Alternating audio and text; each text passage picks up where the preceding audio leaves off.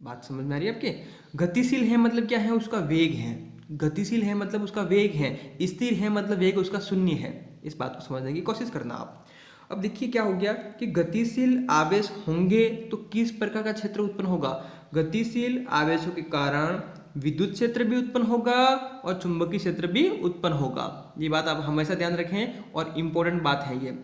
अगर जो आप गति वैद्युतिक पढ़ रहे हैं उसमें आप गतिशील आवेशों के बारे में अध्ययन करेंगे। अगर गतिशील आवेश है वहां पर दो प्रकार के क्षेत्र उत्पन्न होंगे, विद्युत क्षेत्र भी उत्पन्न होगा और चुंबकीय क्षेत्र भी उत्पन्न होगा। अब देखिएगा बच्चों, अभी जो अपने टॉपिक पढ़ा है उसके आधार पर एक क्वेश्चन है, उस क्वेश्चन को अपन कंप्लीट करेंगे ताकि आपका जो डाउट है क्लियर हो जाएगा। अब देखिए क्वेश्चन है कि कौन से क्षेत्र उत्पन्न होंगे यदि, अब कंडीशन दे रखी है, कौन से क्षेत्र उत्पन्न होंगे यदि, पहली कंडीशन है कि आवेश तो है लेकिन उसका वेग जीरो है। आवेश तो है लेकिन उसका जो वेग है वो क्या है, जीरो है। मतलब वेग जीरो होने से क्या हो जाएगा, आवेश जो है वो स्थिर है। वेग जीरो होने से क्या हुआ कि जो आवेश है वो क्या है, स्थिर है। अगर आवेश स्थिर है तो किस प्रकार का क्षेत्र उत्पन्न होगा, अभी पढ़ा था अपन ने स्थिर वैद्युतिकी के अंदर, क्या कौन सा क्षेत्र उत्पन्न होगा, विद्युत क्षेत्र। केवल और केवल कौन सा होता है, विद्युत क्षेत्र। तो ये बात हमेशा आप ध्यान रखिएगा कि अगर आवेश स्थिर है तो और केवल एक ही क्षेत्र उत्पन्न होता है, विद्युत क्षेत्र। अब देखिए यहाँ पर जो बी के अंदर आप देख पा रहे हैं, आवेश तो है, वेग भी है, लेकिन वेग क्या है, नियत है। नियत होने से क्या है, मतलब उसकी जो स्पीड है वो एक जैसी है। उसकी जो स्पीड है वो एक जैसी है, नियत। समझ रहे हो आप, कभी कम कभी ज़्यादा ऐसा नहीं, एक जैसा। तो देखिए आवेश भी है, वेग भी है, वेग नियत है। उस कंडीशन में क्या होगा बच्चों कि दो क्षेत्र उत्पन्न होते हैं, विद्युत क्षेत्र भी उत्पन्न होगा और क्या हो जाएगा, चुंबकीय क्षेत्र भी उत्पन्न होगा। तो आपको बात समझ में आ गई होगी, अपने पढ़ लिया था किसमें, गति वैद्युतिकी में। गतिक वैद्युतिकी में अपन ने पढ़ लिया था, क्या पढ़ा था कि अगर आवेश जो हैं वो गतिशील हैं तो दो प्रकार के क्षेत्र उत्पन्न होते हैं, विद्युत क्षेत्र, चुंबकीय क्षेत्र। अब देखिएगा तीसरा, तीसरा क्या बोल रहा है कि आवेश हैं, आवेश हैं लेकिन जो वेग है वो नियत नहीं है, या तो न तो स्थिर है न ही नियत है। समझ रहे आप, न तो स्थिर है मतलब स्थिर भी नहीं है और नियत भी नहीं है। देखिए तो क्या है, अनियत है। अनियत मतलब वेग तो है, ये बात तो पता लग गया, लेकिन क्या है, कभी जीरो भी हो सकता है, स्थिर भी हो सकता है, कभी हाई स्पीड में भी हो सकता है। तो उस कंडीशन में किस किस प्रकार के क्षेत्र उत्पन्न होंगे, ध्यान रखिएगा, वेरी इंपॉर्टेंट क्वेश्चन है ये।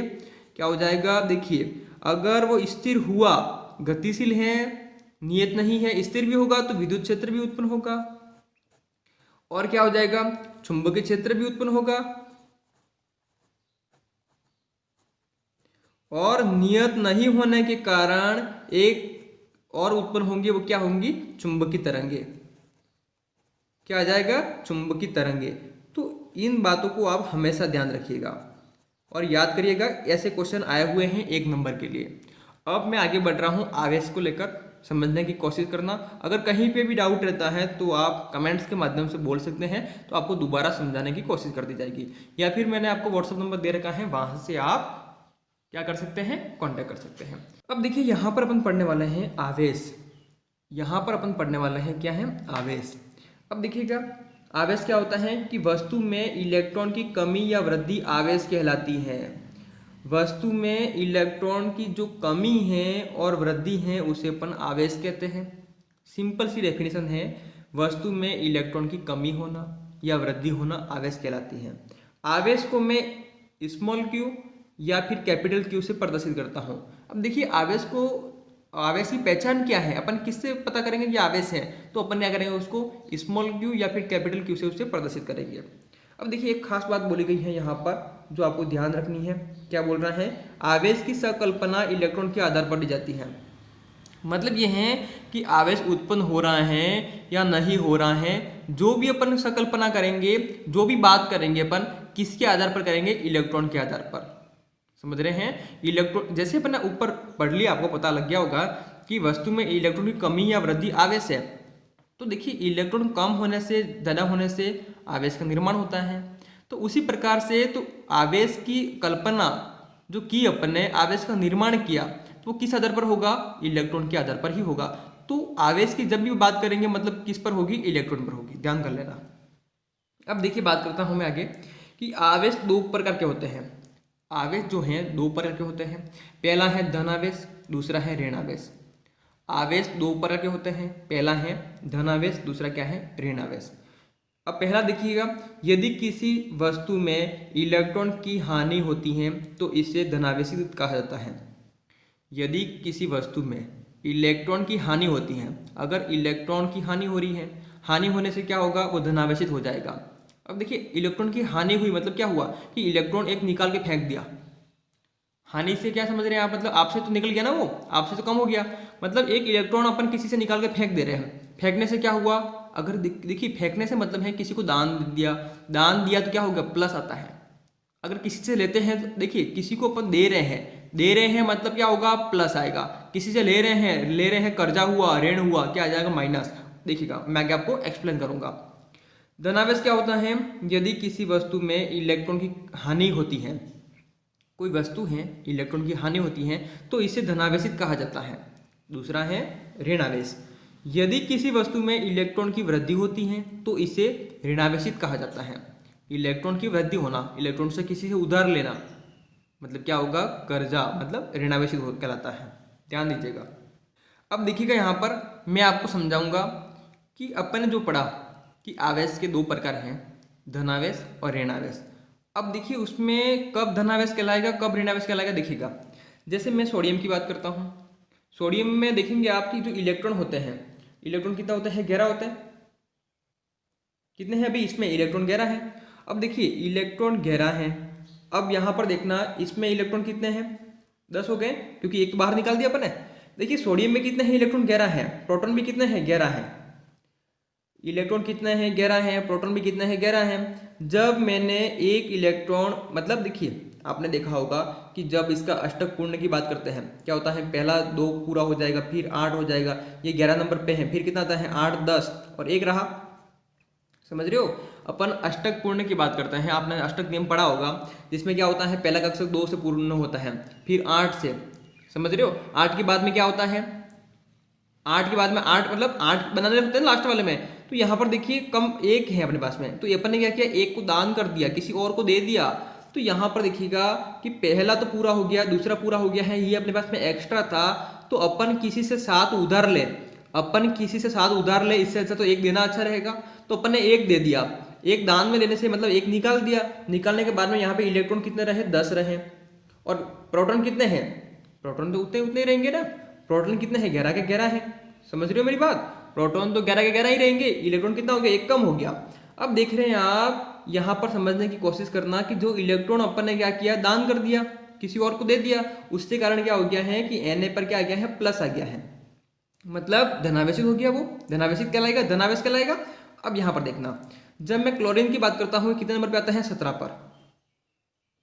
17 पे आता है, मतलब क्या हो गया है? 2, 8 और 7, 2, 8, 7। तो अष्टक पूर्ण करने के लिए इसको 1 की जरूरत पड़ रही है। अष्टक पूर्ण करने के लिए इसको कितने की जरूरत पड़ रही है? 1 की पड़ रही है। समझने की कोशिश करना, अष्टक पूर्ण करने के लिए इसको किसकी जरूरत पड़ रही है? 1 की पड़ रही है। अब देखना क्लोरीन में कितने इलेक्ट्रॉन है? क्लोरीन में कितने इलेक्ट्रॉन है? 17। अब देखिए 1 जोड़ने पर कितना हो जाएंगे? यहाँ पर 18 हो गए हैं। तो प्रोटॉन कितने हैं? यहाँ पर 17 ही है। प्रोटॉन कितने हैं? 17 है। इतना इधर भी कितना होंगे? 17 होंगे। तो यहाँ पर देखिए आवेश का जब निर्माण होता है तो प्रोटॉन पे इफेक्ट नहीं पड़ता है, प्रोटॉन पे कोई इफेक्ट नहीं पड़ेगा, बात रहेगी किस पे? इलेक्ट्रॉन पर। इसीलिए मैंने कहा था कि जब कभी में आवेश उत्पन्न होगा या नहीं होगा तो किस पे डिपेंडेंट है? किसकी बात करूंगा मैं? सिर्फ इलेक्ट्रॉन की करूंगा। यहाँ पर देखा अपने Na में कितने इलेक्ट्रॉन है? 11 है। तो अष्टक पूर्ण करने के लिए मैंने बात की, पहला कक्षक होता है 2 से पूर्ण, फिर 8 से। समझ में आया आपको? फिर क्या है? यहाँ पर अपने को 8 जरूरत होती है, अपने पास में 1 है, अपने दान कर दिया। दान कर दिया मतलब जो 11 थे उसमें से 1 बाहर निकाल दिया, दे दिया, अपने दान कर दिया, 10 रहा। तो यहाँ पर दान करने से प्लस आ गया, मतलब धनावेशित हो गया वो। अब यहाँ पर देखिए इसमें क्या है? इलेक्ट्रॉन 17 है। इसका अष्टक पूर्ण करने के लिए अपने को देखिए 7 है अंतिम कक्ष में, अष्टक पूर्ण करने के लिए मेरे को एक की जरूरत पड़ेगी, एक की जरूरत पड़ेगी तो 7 में दान नहीं कर सकता, एक लेने में फायदा रहेगा। तो अपन ने क्या किया, एक ले लिया इससे। जब एक लिया मैंने तो 17 से इलेक्ट्रॉन पहले थे, एक लेने के बाद में कितने हो गए हैं, 18 हो गए। अब 18 हुए इलेक्ट्रॉन, बात समझ में आ रही है आपको। लेकिन जैसे ही मैंने किसी से उधार लिया, उधार लेने पर क्या आ गया है, ऋण आ गया। तो ये क्या बता रहा है, ये क्या हो गया है, ऋणावेशित हो गया है। मतलब प्रोटॉन पे कोई इफेक्ट नहीं पड़ेगा, पड़ेगा किस पर, इलेक्ट्रॉन पर। तो ये बात हमेशा ध्यान रखना। आवेश के निर्माण में किसका महत्व है, किसका महत्व है, इलेक्ट्रॉन का।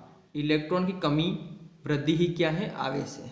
देखना, अब बात करता हूं मैं आगे। सजातीय आवेशों में प्रतिकर्षण एवं विजातीय आवेशों में आकर्षण होता है। आवेश अपन ने देखे तो दो प्रकार के होते हैं। अगर जो आवेश है अगर सेम है, सजातीय है, उसमें क्या होगा, प्रतिकर्षण होगा। एक जैसे हैं, सेम है, तो क्या होगा, प्रतिकर्षण होगा।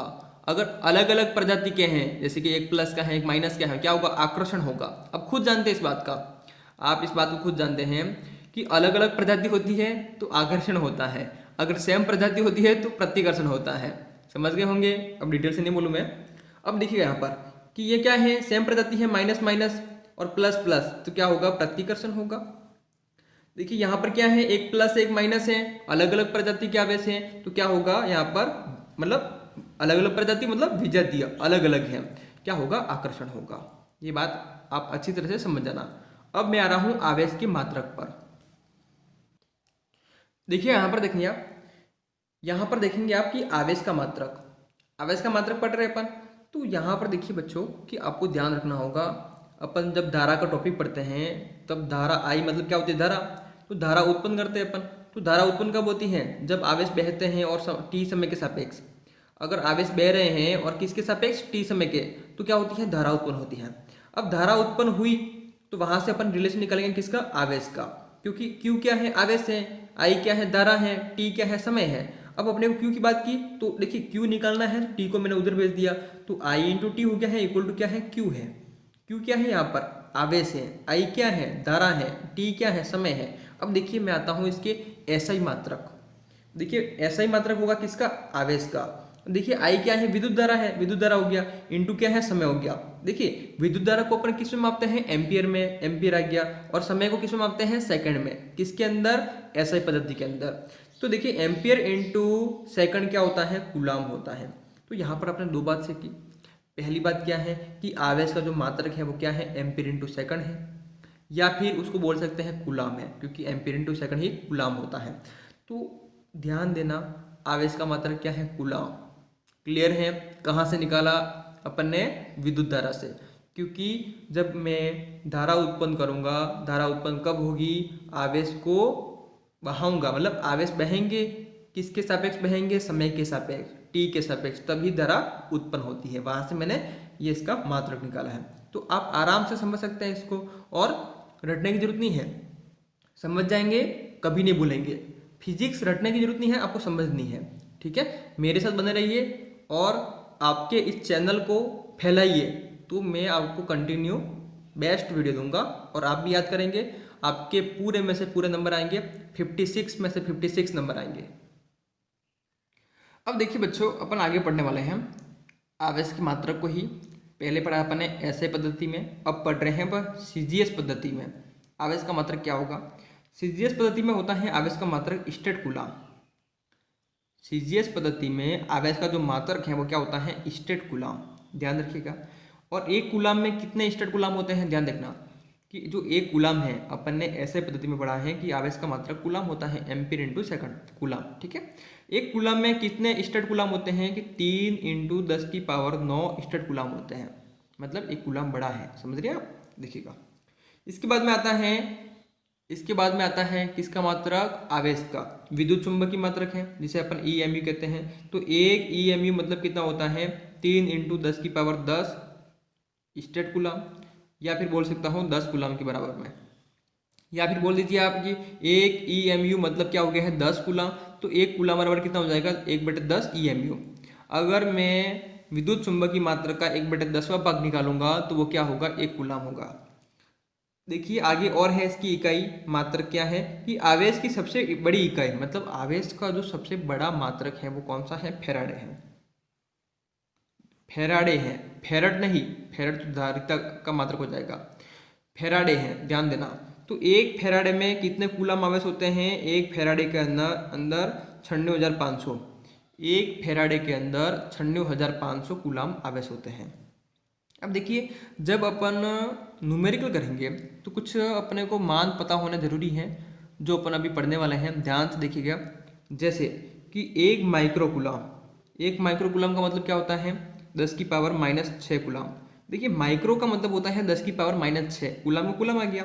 अब देखिए एक नैनोकूलम, इसको सिंबल है ये मैंने लिखा हुआ है हिंदी में, एक नैनोकूलम, नैनो का मतलब होता है 10⁻⁻9।